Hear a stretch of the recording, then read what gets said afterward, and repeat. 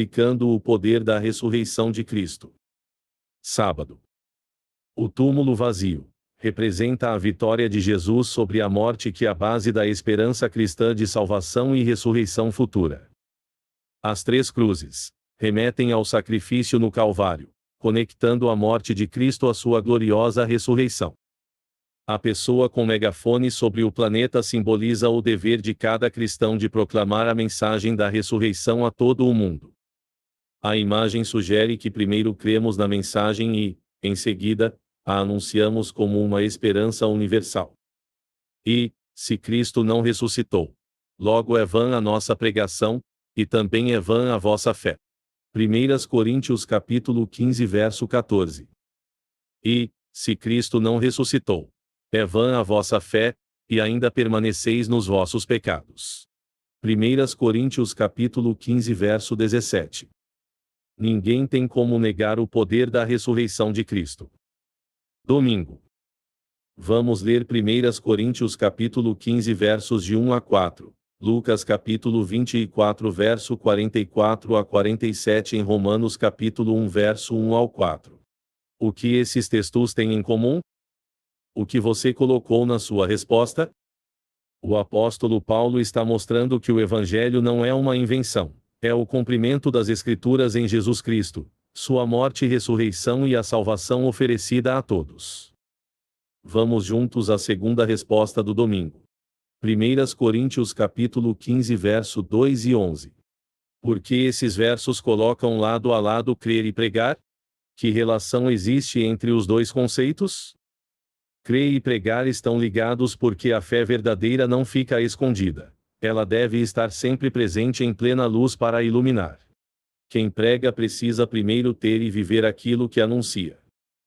Os dois caminham juntos. Recebemos o Evangelho pela fé ou compartilhamos pela pregação. Segunda-feira. Cristo ressuscitado, nossa única esperança. Vamos ler 1 Coríntios capítulo 15 verso 9 ao 19. Quais seriam as consequências se Cristo não tivesse ressuscitado?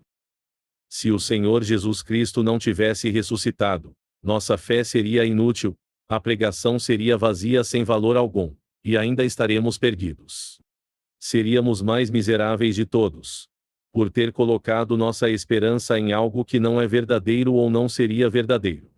Mas Cristo ressuscitou. Por isso, temos perdão, esperança e a certeza da ressurreição e da vida eterna. Terça-feira.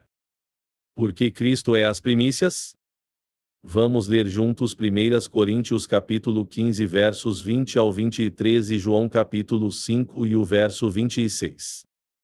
O Senhor Jesus é as primícias, porque Ele tem a vida em si mesmo, Ele é Deus e tem as chaves da vida eterna e também da morte eterna. Ele tem o poder da morte eterna e poder da ressurreição da vida eterna. Por isso Ele, Jesus, é as primícias daqueles que um dia morreram na esperança de uma vida eterna.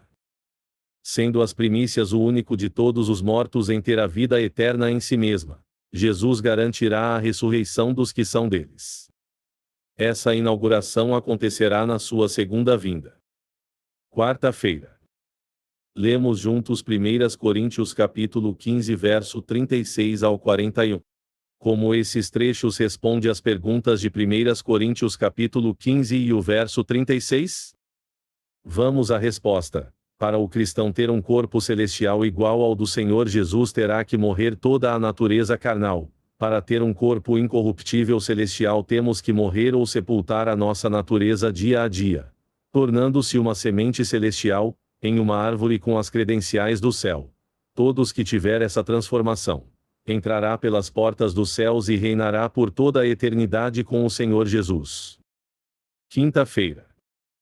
Vamos mais uma vez 1 Coríntios capítulo 15 versos 54 ao 57.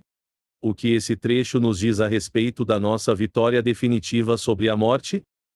Quando ele diz que a carne e o sangue não podem herdar o reino do Senhor Jesus, aqui está falando da nossa condição atual ou mortal e corrompida. Não está dizendo que o corpo humano seja descartado. Na ressurreição Deus transformará nosso corpo. A corrupção ficará para trás e receberemos um corpo incorruptível, ou seja, imortal. Então se cumprirá: tragada foi a morte pela vitória. Essa vitória vem por Jesus Cristo, a primícia dos mortos e dos vivos. Você entendeu o que é primícias? Você entendeu a vitória final sobre a morte? Se você não entendeu nada, pergunte antes que o tempo acabe. Os 3 inimigos a serem destruídos na volta de Cristo Jesus serão Satanás, a morte e o pecado. Realizado por Alessandro Souza.